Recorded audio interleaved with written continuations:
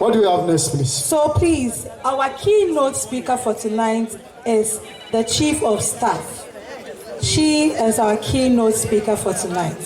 And tonight we are also giving her a citation.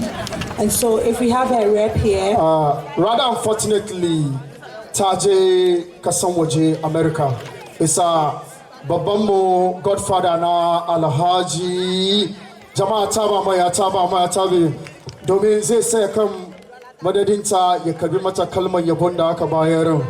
Yasa from the ref, from the governance, aka kuma office of the vice president ina cikin manyan da ake tammaka, especially Mazango. Yasa Alhaji, to do the presentation na kira Sarki Jihad Al-Hassan Ilyasu. Sarki Jihad Al-Hassan Ilyasu to do the presentation, please. Jama'a Ataba Masarauta Ataba Mai. The first ever female chief of staff in Ghana. She is, and under her leadership, she's been able to achieve more, especially empowering women. It's like a farko mace chief of staff da Ghana aka select. Yes, yau da mun bata ajiya Madam Honorable Madam Frema Abiba Opare Osei. Yes, Honorable Abare ta sani mun bata suna Abiba in ta karbai she mun kai ta maka nasiye. Mun gode. Ba da wasu billahi min shaitan rajim bismillahir rahmanir rahim. Na farko mun gode ma Allah da wanga rana mai albarka da yi muna yasa muna celebrate ta Adamu.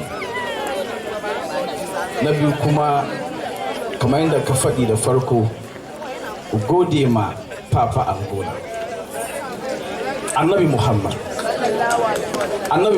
sallallahu alaihi wasallam kamar ma annabi roba ku ya kuri Annabi Muhammad sallallahu alaihi wasallam kamar yadda MC ya faɗi da zu wanga zama Allah ya yi kuma da Papa Angola saboda jiya da maraice Papa ya kira ya ce yana neman umman za a gayyace ta nan shi sa ya anka yana kira ba samu sun ce wallahi shugaban kasa ya aike ta waje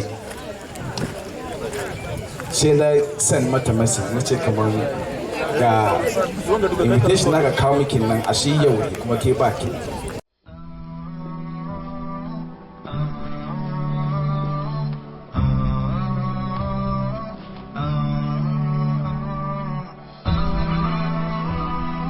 Hafiz TV, unique every day.